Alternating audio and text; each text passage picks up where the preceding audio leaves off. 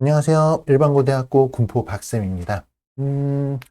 오늘은 서울대, 연대, 고려대 맨날 이제 중하위권 얘기를 좀 너무 많이 하고 상위권 얘기를 별로 안 한 것 같아서 오늘은 상위권 얘기 좀 해볼게요. 서울대, 연대, 고려대의 어떤 교과 지원 전략에 대한 이야기들을 오늘은 좀 이야기를 해보려고 합니다.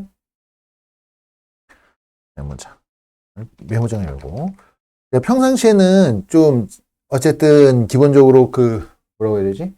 일반적으로 많이 접하는 학생들은 가장 평범한 학생들을 많이 보다 보니까, 뭐 3, 4, 5등급 대 아이들에 관련된 이야기들을 좀 많이 하려고 노력을 하는 편인데, 그래도 올해는 최상위권의 어떤 입시 변화가 좀 큰 편이라 이 부분을 언급을 안 할 수가 없을 것 같아요. 그리고 이 부분에 대해 관심을 많이 갖고 계신 저희 이제 소수 학생들도 좀 있어서 같이 정리할 겸 해서 좀 이야기를 해드리겠습니다.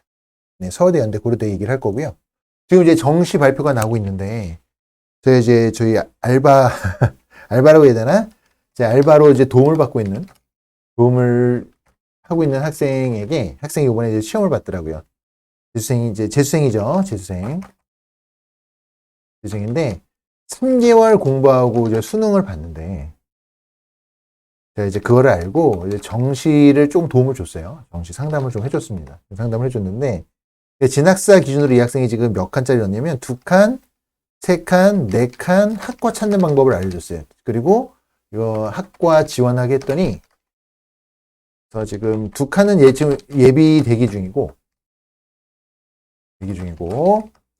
3칸하고 4칸 여긴 어디 넣었냐면 이 학생은 이제 숭실대 넣었는데 여긴 둘 다 합격했고요.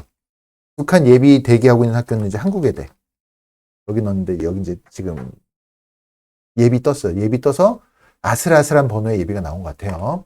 이 정도 진행을 하고 있는데, 그러니까 뭐가 됐든 입시는 전략이에요. 그러니까 2칸, 3칸, 4칸 넣으면 이거 완전 야수의 심장이잖아요. 이 학생은 그냥 야수의 심장으로 질러서 지르는데 이제 확률 높게 지를 수 있게 이제 도움을 줬고 이제 좋은 결과를 기다리고 있어요. 이제 웬만하면 정시를 안 도와주는데 학원에서 같이 일을 하면서 도와준 학생이라 이 얘기 왜 났지? 자, 어쨌든 오늘은 서울대, 연대, 고대는 마찬가지입니다. 입시 전략이 중요하다는 얘기를 하려고 얘기를 한 거예요. 그렇다고 합시다. 입시 전략에 대한 부분인데 뭘 생각을 하셔야 되냐면요. 특히 올해 연대 같은 경우에는 변화가 크잖아요. 학생들은 뭘 생각을 하냐면 제가 이제 굳이 왜 입시 전략이라는 표현을 쓰냐면 학생들은 그러면 내 점수로 갈 수 있는 대학의 변화에만 집중해요. 그럼 이제 여기 같은 경우에는 이제 1점대 내신의 학생들이겠죠. 그러면 이 학생들은 뭘 보냐면 연대만 죽어라 보는 거예요. 어떻게 되지? 연대가 어떻게 되지? 근데 입시 고수가 되려면요. 입시 전략을 효율적으로 활용을 하시려면 연대의 변화가 미치는 파장. 그래서 비슷한 대학 라인. 여기까지도 어떻게 영향을 미칠지를 같이 보셔야 돼요. 그래야 입시판을 제대로 볼 수 있습니다. 그리고 좀 더 내 점수를 가지고 활용할 수 있는 어떤 전략 이런 거를 효율적으로 짤 수 있어요. 그러니까 내 점수와 내 것만 보면 안 돼요. 남의 것도 같이 봐야 돼. 남의 것도. 다른 학생들은 어떻게 지원하지? 이 부분을 같이 고려하셔야 합니다. 자, 일단 서울대부터 간단하게 언급을 할게요. 서울대는 큰 변화가 없죠. 서울대는 근데 가면 좋겠다. 그쵸? 서울대는 기본적으로 교과가 없습니다. 교과가 없고요. 서울대 굳이 교과 비스무리한 걸 찾으라 그러면 이건 이제 지역균형이죠. 지역균형 전형인데 이건 엄밀히 말하면 이건 학생부 종합전형입니다. 다만 서울대를 우리가 같이 봐야 하는 이유는 이 1점대 학생들이 서울대를 같이 봐야 하는 이유는 제가 뭐라 그랬어요? 내 것만 보는 게 아니라 같이 넣는 학생들의 어떤 그런 분포도 이런 것도 봐야 되는 거고요. 그리고 연대 굳이 말하자면 올해 연대 고대를 넣는 학생들이 같이 넣을 거니까 전형이기 때문에 연대 고대에서 어디 넣는 교과 전형으로 원서를 넣는 학생들이요.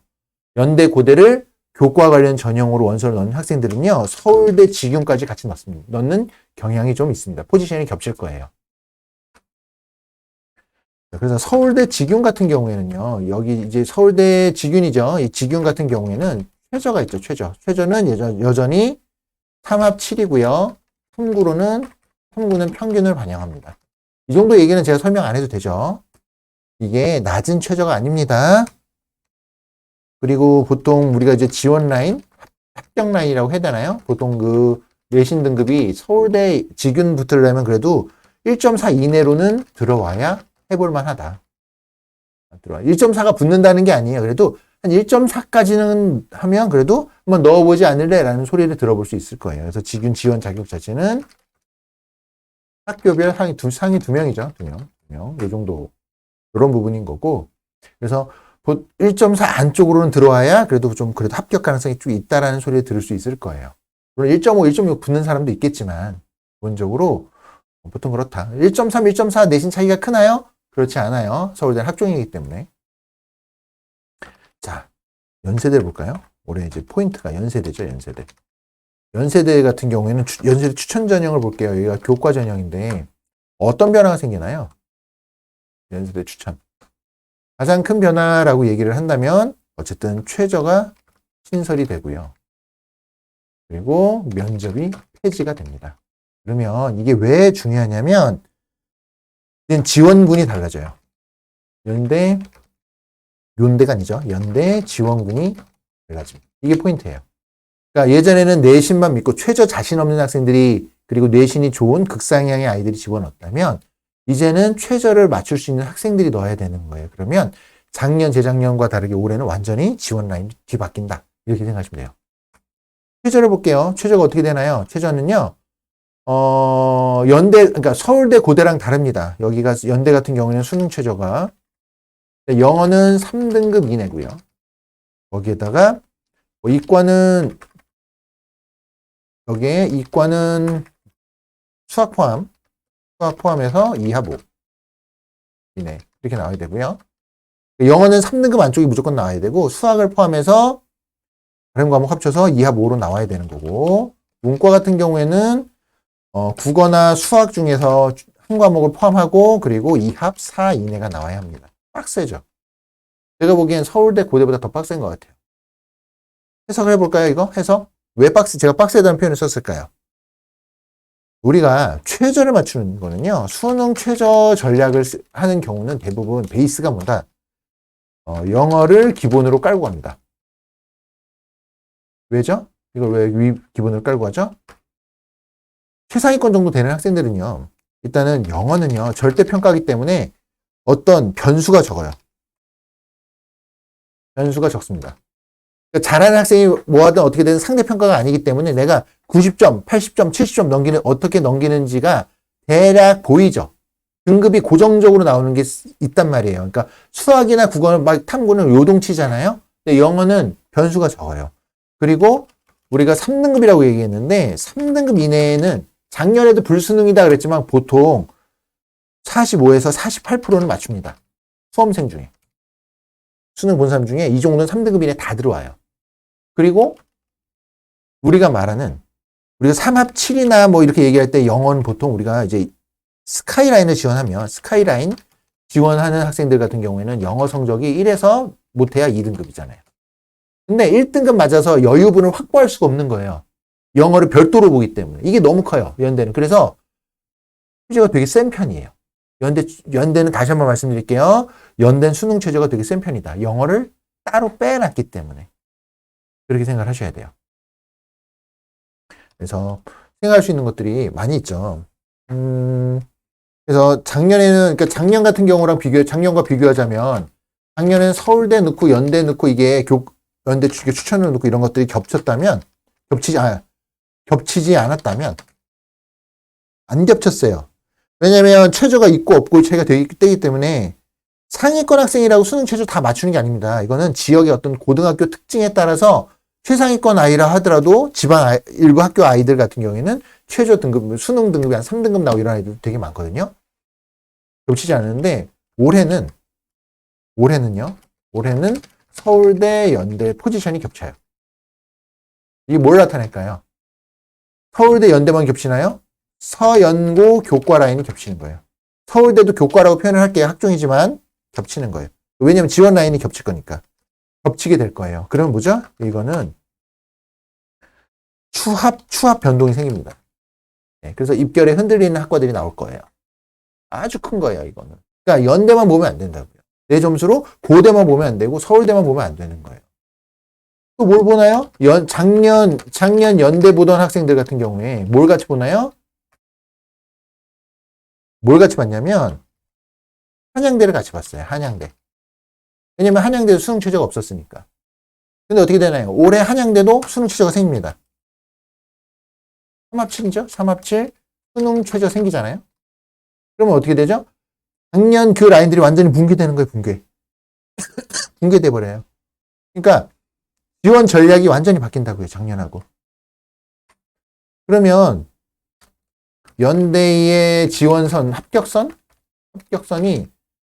1점 중후반 나오는 거예요. 1점 중후반. 합격 학과가 나오는 거예요. 이런 게 나올 확률이 꽤 있다는 얘기예요. 생각보다. 나올 학과들이 있다. 완전 후반까지는 안 가요. 극 후반까지는 안 가고. 극 후반까지는 못 가요. 극 후반까지는 아니고. 1.6, 7, 8 라인은 합격 라인이 나온다. 거기까지 나온 학과가 발생할 수 있다. 전부 그렇다는 게 아니에요. 틈새 시장이 충분히 나올 수 있다. 추가 빠지고 이러면. 저는 그렇게 봅니다. 1점 중반 정도 자꾸 넣긴 해야 되는데 뒤에 빠지는 걸 가지고 그러니까 상향 도전을 연대는 때는 그런 부분도 전략적으로 생각도 해볼 수 있다. 그런 겁니다. 물론 모집 요강 나오고 봐야겠지만 기본적으로 생각이 그래요. 고려대 볼까요? 고려대 학추. 고려대는요. 꾸준히 인원이 모집 인원이 감소하고 있어요. 모집 인원. 감소 중이에요. 원래는 그래서 올해 원래대로였다면 올해 입결이 이제 상승했어야 되는데 연대 때문에 괜찮지 않을까? 연구대 연대 때문에 어쨌든 이게 나눠 먹게 생겼잖아요. 이제 나눠 먹게 생겼으니까. 그리고 기본적으로 고려대 학추 같은 경우에는 연대는 교과 100%지만 고대는 교과 80%에다가 서류 20%가 들어가잖아요. 정성평가가. 물론 이제 세특본 정성평가라고 봐야겠지만, 요것 때문에 어쨌든 서류가 반영이 되면요. 이건 입결이 하락합니다. 보통. 하락 요인이에요. 그러니까 요런 부분 때문에 막 올라갈 타이밍인데 안 올라간다. 저는 그렇게 생각해요. 뭐 덜 올라가거나 안 올라간다. 그리고 부분적으로 내려가는 데가 나올 수 있다. 그리고 이제 수능 최저가 3합7이잖아요. 근데 탐구 같은 경우에는 탐평이란 말이에요. 탐구 넣을 거면. 서울대랑 마찬가지. 역시 쉬운 최저가 아니다. 자, 이런 부분 때문에 고대도 올해 역시 좋은 찬스를 노릴 수 있다. 제가 몇 년 전에도 한 2, 3년 전에도 고대 펑크 나는 거 가지고 막 얘기를 했었죠. 종종 제가 그런 영상 찍고 했었단 말이에요. 고려대. 근데 이제 연대가 합류해서 더 재밌어졌어요. 아주 저만 재밌나요? 너무 재밌는데? 돌아가는 판이. 그런 게 있고요. 다시 한번 우리가 고려해야 될 사항은 내신 좋은 고대 같은 경우에도 1점 중후반 합격 학과가 나온다. 이렇게 보시면 되고요. 생각할 거 내신 좋은 학생들 수능 최저 잘 맞추나? 절대 안 그렇다고요. 다시 한번 절대 안 그렇다고요. 단순히 수능 최저 이게 불합 확률이 굉장히 높아요. 불합 못 맞출 확률이 되게 높습니다. 내신 잘 본다고 해서 수능 반드시 잘 보는 거 아니거든요. 그리고 올해는 변수가 또 있죠. 변수. 많이 들어보셨죠? 사탐런. 사탐런으로 인해서 이게 사탐런이 나오면 수능 최저 어떻게 될까요? 모르죠? 몰라요. 움직임이 막 이렇게 저렇게 막 나온다고요? 어쨌든 변수가 있다는 거는 리스크가 커진다는 거거든요. 근데 리스크가 크다는 거는 찬스가 생기는 거고 또 의대 정원 늘리는 거는 이거는 최상위권이랑 연관되는 거 아니에요? 당장 최상위권에서 이제 어쨌든 변화를 파도가 여기까지 올 거라고요. 지금 교과 자체에서도 변하지만 파도가 연달아 온단 말이에요. 최상위권 수시에서 특히 지역인재 전형 같은 데서는 큰 영향을 많이 받을 건데 뭐 어쨌든 얘기가 너무 옆으로 세면 좀 곤란하니까 이제 제 특기입니다. 제 마음대로 얘기를 하다 보니까 의대 정원 증가가 되면요 이거 이제 영향을 미치겠죠. 근데 이게 수능에도 영향을 미칠 수 있다는 생각을 갖고 있어요. 어쨌든 최상위권이 많이 뽑는 부분이기 때문에 이거 변별 주려면요 난이도를 높이는 부분들이 나올 수밖에 없어요. 자, 사탐론 같은 경우도 잠깐만 더 얘기할까요? 사탐론이 나오면 과탐 인원 감소하죠. 이 과탐은 인원이 감소할 거라고요.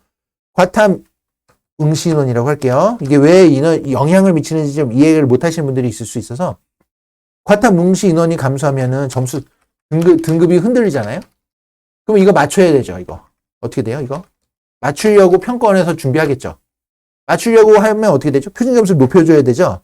높이려면 어떻게 돼요? 난이도 높여야죠. 이런 것들이 이렇게 흘러갈 확률이 꽤 있다고요. 이 말 이해 못 하셔도 됩니다. 근데 어쨌든 변수가 크다. 요 정도만 생각을 해보셔도 돼요. 뭐 이런 부분들도 나올 수 있다는 거예요. 작년, 그러니까 예를 들어 이제 또 한양대가 이제 수능 최저를 신설했단 말이에요. 그럼 또 어떻게 돼요? 작년에 그 연대 한양대로 이어지던 요 라인이 흔들리는 거죠. 한양대도요.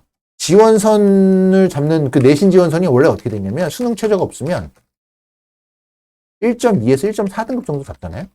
굉장히 세죠. 이게 그러니까 연대랑 겹칠 수밖에 없는 라인이었잖아요. 연대도 작년에 수능 최저가 없고. 근데 생기니까 이 아이들을 어떻게 할 거야, 이거. 이제는 한양대까지 걸어놓고 갈 거라고요. 근데 한양대만 봐야 되나요? 그럼 원래 그 옆에 성균관대는 어떤가요? 그죠? 그러니까 내 대학만 보면 안 된다고요. 내 대학만 보면. 그래서 올해 참 재밌는 판도가 될 겁니다. 상위권은. 물론 뭐 제가 상위권 컨설팅 이런 건 안 하지만 우리 아이들 보기도 바빠서. 근데 되게 저희 이제 상위권에 저희 아이들은 이제 조금씩 이런 얘기도 좀 하거든요. 그래서 되게 재밌는 판이 된다.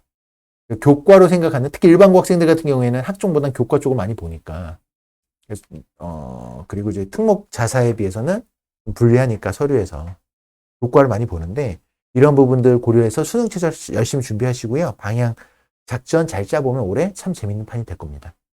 자, 이상 여기까지 할게요. 일반고 대학고 군법 박쌤이었습니다. 즐거운 명절 되세요.